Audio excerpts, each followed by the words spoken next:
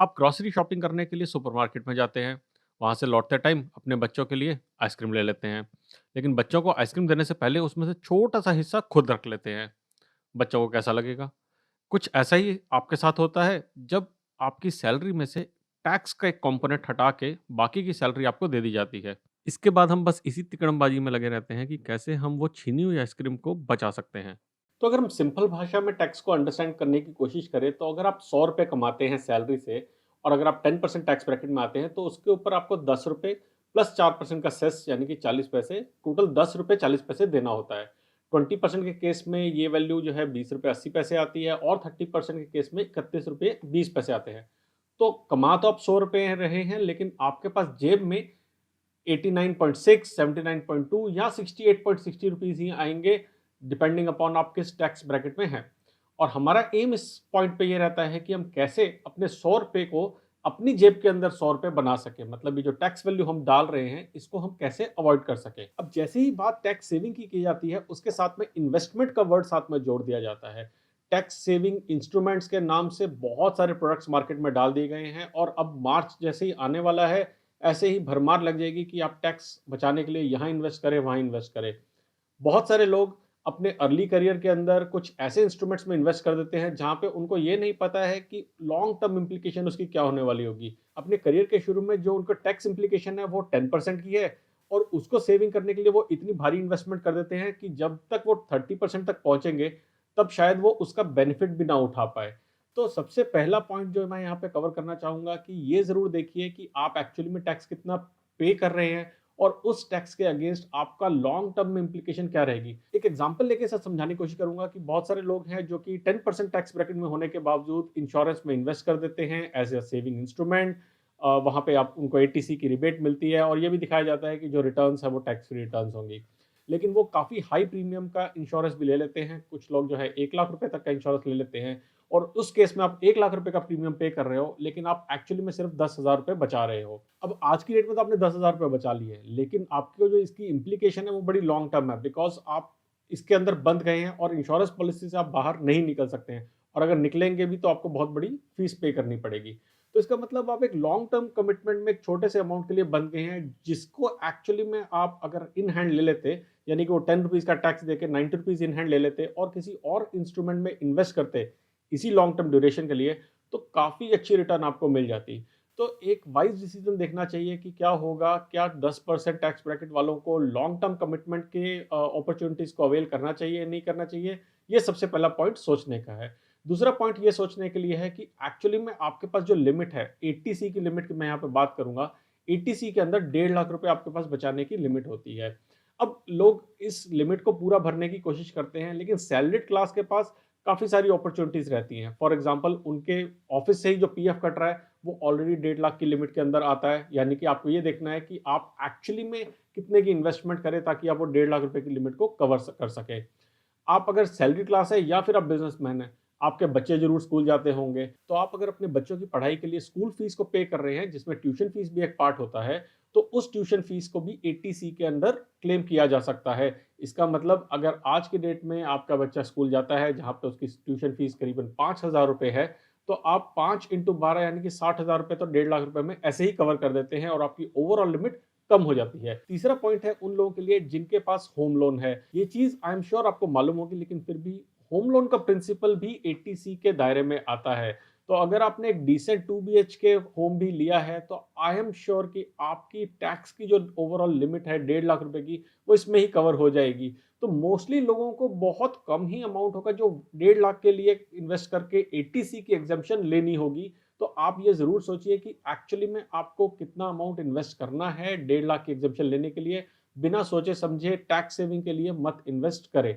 दूसरी चीज़ ये कि सबसे ज़्यादा ज़रूरी ये देखें कि लॉन्ग टर्म इम्प्लीकेशन क्या होगी। आज आप हो सकता है टैक्स पे कर रहे हैं, लेकिन आप जिस इंस्ट्रूमेंट में फँस जाते हैं, उस इंस्ट्रूमेंट के अगेंस्ट क्या आप आगे आने वाले 10-15 साल तक भी क्लेम कर पाएँगे टैक्स एग्ज़म्पशन या नहीं? हो सकता है आपका सैलरी पैकेज बढ़ जाए, हो सकता है आपके बच्चों की स्कूल फीस बढ़ जाए, हो सकता है आप एक नया लोन ले लें। इन सब के अगेंस्ट आपका एटीसी की कवरेज ऑलरेडी हो जाएगी। तो ज़रूर सोचें कि सबसे पहले क्या आपको एक टैक्स सेविंग इंस्ट्रूमेंट में इन्वेस्ट करने की ज़रूरत है भी या नहीं है?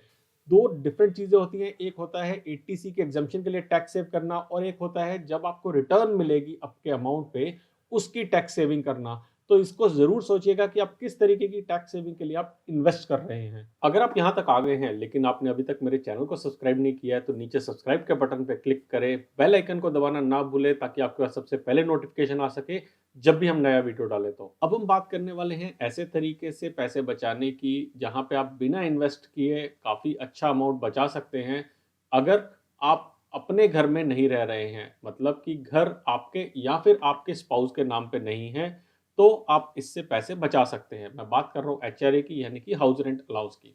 तो अगर आप किराए के घर पे रह रहे हैं तो आप जो किराया देते हैं उसके अगेंस्ट आप क्लेम कर सकते हैं एचआरए को। हाउस रेंट अलाउंस को क्लेम करने के लिए एक सिंपल सा फॉर्मूला होता है। वो फॉर्मूला क्या है, चलिए उस पर नजर डालते हैं। फॉर्मूला है लीस्ट ऑफ, यानी कि इनमें से सबसे कम। किस में से? सबसे पहले एक्चुअल एचआरए रिसीप्ट जो भी आपके सीटीसी का पार्ट है, या फिर 50% और 40% ऑफ बेसिक डिपेंडिंग अपॉन कहाँ रह रहे हैं। अगर आप मेट्रोपॉलिटन सिटी में रह रहे हैं तो आपको 50% ऑफ बेसिक, या फिर अगर आप किसी और सिटी में रह रहे हैं तो आपको 40% ऑफ बेसिक को कंसिडर करना है। और तीसरी चीज actual rent paid minus 10% of basic. इसको एक एग्जांपल से समझने की कोशिश करते हैं कि मानते हैं आपकी जो सैलरी है इस तरीके से कि आपका बेसिक 50,000 रुपीज है और आपको एक्चुअली एचआर जो मिल रहा है कंपनी से वो 20,000 रुपीज है। आप मुंबई जैसे शहर में रह रहे हैं और आप जो रेंट पे कर रहे हैं वो 18,000 रुपये कर रहे हैं। इस केस में जो आपका एक्चुअल एचआर रिसीव्ड है वो 20,000 था। आपका जो 50% ऑफ बेसिक है, क्योंकि मुंबई में है तो 50% लगेगा, वो आया 25,000 रुपये। और एक्चुअल रेंट पेड 18,000 है, लेकिन इसमें से हम 10% ऑफ बेसिक यानी कि 5,000 रुपये माइनस कर देंगे तो आता है 13,000 रुपीज। अब 20,000, 25,000 और 13,000 रुपये में से जो सबसे कम आता है, इस केस में वो 13,000 है, तो ये आपकी एग्जाम्पशन हो जाएगी। ये आपका पर मंथ की एग्जाम्पशन थी, तो पूरे के पूरे साल के लिए आपकी एग्जाम्पशन 1,56,000 रुपये हो गई। एक और चीज़ एचआरए के बारे में जिसको या तो लोग काफ़ी कम जानते हैं या फिर बहुत कम उसका फ़ायदा उठाते हैं, वो ये कि अगर आप अपने पेरेंट्स के साथ रह रहे हैं तो आप उनको भी रेंट पे करके उस रेंट के अगेंस्ट एचआरए क्लेम कर सकते हैं।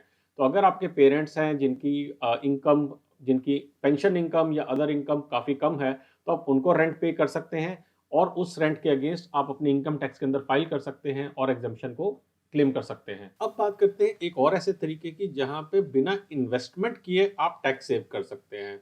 हम में से बहुत सारे लोग रिलीफ फंड्स के लिए कंट्रीब्यूट करते हैं जब भी कोई नेचुरल कैलेमिटी आ जाती है, नहीं तो रोजमर्रा की जिंदगी में हम किसी ना किसी रिलीजियस ट्रस्ट के साथ, चैरिटेबल इंस्टीट्यूट के साथ जुड़े होते हैं जहां पे हम डोनेशन पे करते हैं। अगर आप किसी ऐसे ट्रस्ट, इंस्टीट्यूशन या रिलीफ फंड में कंट्रीब्यूट करते हैं जो कि रजिस्टर्ड है एग्जेम्पशंस के लिए, तो आप उसके अगेंस्ट एटीजी और एटीजीजीए के अंडर एग्जेम्पशन ले सकते हैं। आपकी कंट्रीब्यूशन का अमाउंट 50% से लेके 100% तक टैक्स एग्जेम्प्ट हो सकता है डिपेंडिंग अपॉन किस तरीके की इंस्टीट्यूशन या फिर रिलीफ फंड है। अब ये सेक्शन उन लोगों के लिए है जिन्होंने ये सब जो स्टेप्स पहले मैंने बताए हैं ये फॉलो करने के बावजूद और टैक्स बचाना चाहते हैं और उसके लिए वो इन्वेस्टमेंट भी करना चाहते हैं।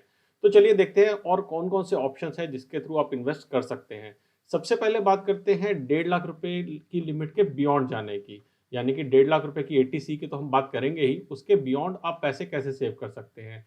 सबसे पहले हेल्थ इज वेल्थ, यानी कि आपने अगर अभी तक अपनी मेडिकल इंश्योरेंस नहीं ली है या फिर अपने पेरेंट्स की मेडिकल इंश्योरेंस नहीं ली है तो आप उसमें पैसा डालें और उसके अगेंस्ट आप सेक्शन 80D के अंदर एग्जाम्पशन को क्लेम कर सकते हैं।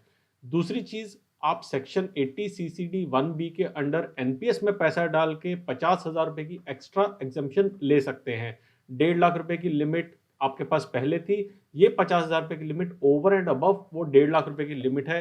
अगर आपने अभी तक एनपीएस नहीं खोला है तो आप मेरे वीडियो को देख सकते हैं कि एनपीएस में किस तरीके की रिटर्न्स मिलती हैं, और मैं ज़रूर रिकमेंड करता हूं कि आप अपने रिटायरमेंट के लिए एनपीएस जैसे इंस्ट्रूमेंट के अंदर पैसे ज़रूर इन्वेस्ट करें।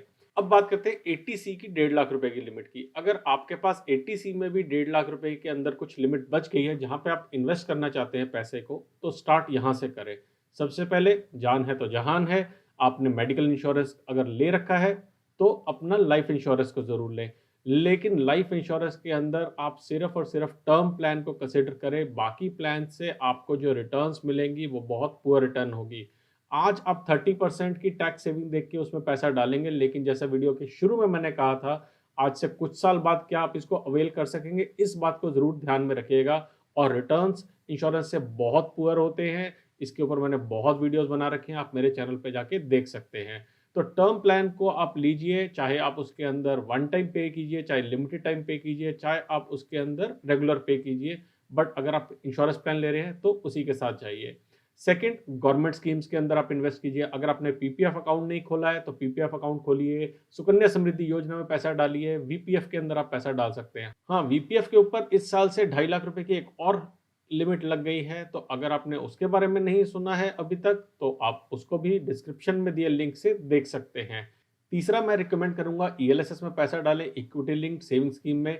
वैसे तो इक्विटी के लिए मेरे हिसाब से 7 से 10 साल का होराइजन होना चाहिए, लेकिन फिर भी 5 साल का भी एक लॉन्ग टर्म पीरियड अच्छा है इक्विटी के अंदर पैसा डालने का। उसके बाद आप मार्केट कंडीशन पे देख के चूज कर सकते हैं कि आपको पैसा निकालना है या नहीं निकालना है। लास्टली, अगर आपके पास कोई और ऑप्शन नहीं बचा है तो एनएससी ले लीजिए, या फिर बिल्कुल ही लास्ट मोमेंट पे इन्वेस्ट कर रहे हैं तो फिक्स डिपॉजिट खोल लीजिए 5 साल के लिए। लेकिन 5 साल के लिए फिक्स डिपॉजिट जो कि बहुत ही पुअर रिटर्न देता है, कहीं से भी एक अच्छी इन्वेस्टमेंट नहीं है। तो आज की वीडियो में हमने कवर किया कि कैसे आप अपने टैक्स को बचा सकते हैं बिना किसी इन्वेस्टमेंट के, या फिर अगर आपको इन्वेस्टमेंट करनी है तो मेरी क्या रिकमेंडेशंस है उसके बारे में। एक और वीडियो में हम कवर करेंगे टैक्स हार्वेस्टिंग के बारे में कि कैसे आप अपने टैक्स को डिले कर सकते हैं और टैक्स बचा सकते हैं अपनी म्यूचुअल फंड की या फिर मार्केट लिंक इन्वेस्टमेंट पे। तो अगर आपने चैनल को अभी तक भी सब्सक्राइब नहीं किया है तो नीचे सब्सक्राइब के बटन पे अभी क्लिक करें, बेल आइकन दबाना ना भूलें। जल्दी आएंगे हम एक और वीडियो को लेके। इस वीडियो को शेयर करें अपने फ्रेंड्स एंड फैमिली के साथ और बुकमार्क करें, क्योंकि आप अगले साल फिर इसे देखना चाहेंगे। जल्दी आएंगे एक और वीडियो लेके, तब तक के लिए बचाते रहें, कमाते रहें, बिकॉज एवरी पैसा मैटर्स।